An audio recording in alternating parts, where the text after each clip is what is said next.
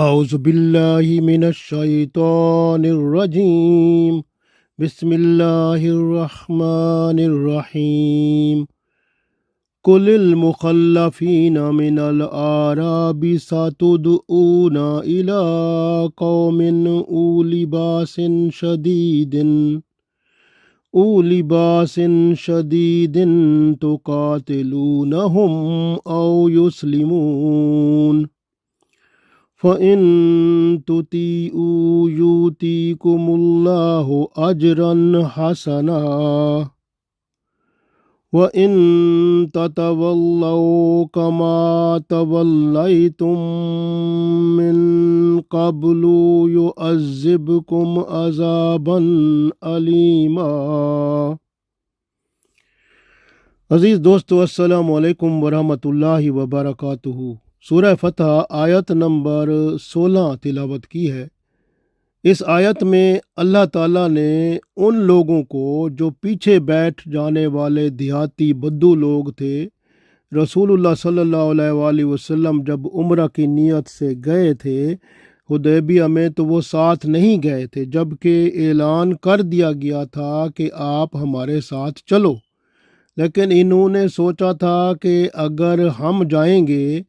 تو ہم قتل کر دیے جائیں گے یا قید کر دیے جائیں گے، کیونکہ یہ سمجھتے تھے کہ رسول اللہ صلی اللہ علیہ وآلہ وسلم اور ان کے صحابہ واپس نہیں آئیں گے، کیونکہ مشرکین مکہ تعداد میں بھی بہت زیادہ ہیں اور ان کے پاس جنگی صلاحیت بھی بہت زیادہ ہے، اور مسلمانوں سے وہ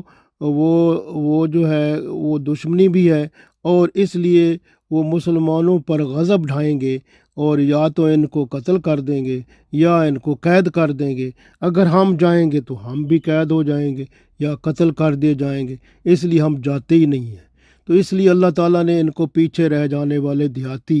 جو منافق تھے ان کو اس طرح فرمایا۔ تو یہ ایسے لوگ تھے کیونکہ انہوں نے رسول اللہ صلی اللہ علیہ وسلم کے بلانے کو بھی قبول نہ کیا تھا، اس وجہ سے تو اللہ تعالیٰ نے فرما دیا۔ اب ہم اس کو پڑھتے ہیں قرآن پاک کی اس آیت میں، مزید اس میں معلومات ہوں گی انشاءاللہ۔ تو ارشاد باری تعالیٰ ہے، کل فرما دیں، للمخلفین یعنی یہ جو پیچھے رہ جانے والے ہیں، من الاعراب، اعراب کہتے ہیں دیہاتیوں کو، بدو جو ہیں ان کو، یہ بدو جو دیہاتی جو ہیں یہ پیچھے رہ جانے والے، ان کو فرما دیں ستدعون کہ تم عن قریب بلائے جاؤ گے، الی قوم ایسی قوم کی طرف، اولی باس شدید جو جنگی مہارت میں بڑی سخت ہوگی، تو قاتلونہم تو ان سے تمہیں لڑنا ہوگا، وہ تم سے لڑیں گے، او یسلمون یا وہ اسلام قبول کر لیں گے یا ہتھیار ڈال دیں گے۔ فَإِن تُطِیعُوا اور اگر تم اطاعت کرو گے، حکم مانو گے اللہ کا، یؤتیکم اللہ تو اللہ تمہیں دے گا، اجرن حسنا بہت اچھا سا اجر و ثواب دے گا۔ وَإِن تَتَوَلَّوْا اور اگر تم نے منہ پھیر لیا، کما تولیتم جس طرح کہ تم نے من قبل پہلے منہ پھیر لیا تھا، یعنی جب رسول اللہ صلی اللہ علیہ وسلم نے بلایا تھا تم نہیں گئے تھے، اب بھی اگر منہ پھیر لو گے، یعذبکم پھر اللہ تمہیں عذاب دے گا، عذاباً علیما دردناک عذاب دے گا۔ تو یہ اللہ تعالیٰ نے ارشاد فرما دیا ان کو کہ کیونکہ یہ لوگ جو تھے اصل میں دیکھیں اس آیت میں اللہ تعالیٰ نے آسان ترین بات بتا دی، قل المخلفین من الاعراب ستدعون الی قوم اولی باس شدید تقاتلونہم او یسلمون فإن تطیعوا یؤتیکم اللہ اجرا حسنا وإن تتولوا کما تولیتم من قبل یعذبکم عذاباً علیما۔ تو اللہ تعالیٰ نے ارشاد فرما دیا کہ فرما دیں ان پیچھے بیٹھ جانے والوں کو، دیہاتیوں کو، بدوؤں کو، کہ ان قریب تم بلائے جاؤ گے اس قوم کی طرف جو جنگجو ہوگی، بڑی سخت لڑنے والی ہوگی، تمہیں ان سے لڑنا ہوگا، وہ تم سے لڑیں گے یا وہ اسلام قبول کر لیں گے یا ہتھیار ڈال دیں گے۔ اگر تم اللہ کا حکم مانو گے تو اللہ تمہیں بہت اچھا ثواب اجر دے گا، اور اگر تم نے منہ پھیر لیا جیسے تم منہ پہلے پھیر گئے تھے تو پھر اللہ تعالیٰ تمہیں دردناک عذاب دے گا۔ تو اللہ تعالیٰ نے یہ فرما دیا۔ آپ غور کریں کہ اللہ تعالیٰ اتنا مہربان ہے، اتنے ماشاء اللہ ہم تو اللہ کا شکر ادا کر کے کس کس چیز کا شکر ادا کریں۔ اور اللہ تعالیٰ تو اتنا مہربان ہے کہ یہ منافق لوگ جو ہیں ان کو بھی موقع دیتا ہے، کیونکہ یہ منافق لوگ جب رسول اللہ صلی اللہ علیہ وآلہ وسلم حدیبیہ سے واپس آئے تھے تو یہی لوگ رسول اللہ صلی اللہ علیہ وسلم کے پاس آئے تھے مختلف بہانے بنا کر کہ ہماری جو ہے وہ بھیڑ بکریاں تھیں، ہمارے جانور تھے، ہماری کھیتیاں تھیں، ہماری زمین تھی، ہماری بیوی بچے، اور اس طرح تو ہم انہوں کی وجہ سے ہم نہیں جا سکے، ہم معذرت خواہ ہیں، ہمارے لیے معافی فرما دیں، ہمیں اللہ سے بھی معافی کی دعا کر دیں۔ تو اس طرح آپ صلی اللہ علیہ وسلم کے پاس آئے تھے، تو اللہ تعالیٰ نے ان کے لیے فرما دیا تھا کہ یہ اگر جب آپ آگے جائیں گے، یعنی کہ آگے رسول اللہ صلی اللہ علیہ وسلم پھر 3 مہینے بعد وہ جو اپنا وہ گئے تھے، اس میں کیا کہتے ہیں، یہ جو ہے محرم کی 7 ہجری کو یہ خیبر میں گئے تھے، خیبر پر حملہ ہوا تھا، تو فتح خیبر ہوا تھا۔ تو اس پر جب آپ صلی اللہ علیہ وسلم خیبر میں جا رہے تھے تو یہ لوگ پھر آئے تھے، تو انہوں نے کہا ہمیں بھی ساتھ لے جاؤ۔ کیوں آئے تھے؟ اس لیے ان کو پتہ تھا کہ وہاں پر جو ہے غنیمتیں ملیں گی، تو یہ لالچ تھا ان میں، تو لالچ کی وجہ سے یہ آ گئے تھے۔ تو یہ پھر رسول اللہ صلی اللہ علیہ وسلم نے فرمایا اللہ تعالیٰ نے تو ہمیں معاف فرما دیا ہے کہ اب آپ کو ساتھ نہیں لے جانا، تو اگر آپ ساتھ جانا چاہتے ہیں میں آپ کو جانے دیتا ہوں، لیکن وہ آپ کو غنیمت کے مالوں میں سے کچھ نہیں ملے گا، آپ صرف اللہ کی راہ میں لڑیں وہاں پہ اور اللہ کی خوشنودی حاصل کریں۔ تو یہ لوگ پھر نہیں گئے،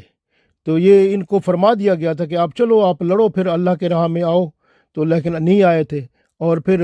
کیونکہ ان کو بتا دیا گیا تھا کہ آپ کو تو وہ غنیمت میں سے کچھ بھی نہیں ملنا، تو اس لیے یہ گئے ہی نہیں، لالچی لوگ تھے۔ تو پھر اللہ تعالیٰ نے پھر انہوں نے کیا کہا تھا کہ صحابہ کرام کو کہ آپ ہم سے حسد کرتے ہیں، اس لیے آپ ہمیں ساتھ نہیں لے کے جا رہے۔ پچھلی آیت میں یہ بیان کر دیا گیا تھا۔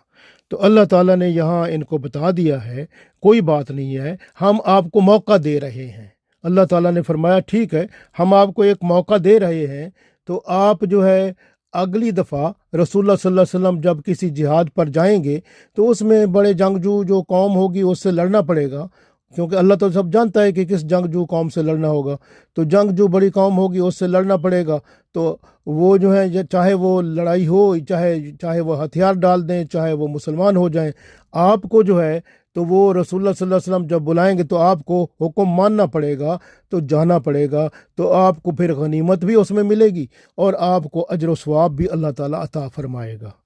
اور اگر آپ نہیں جاؤ گے، جس طرح آپ پہلے رسول اللہ صلی اللہ علیہ وسلم کی بات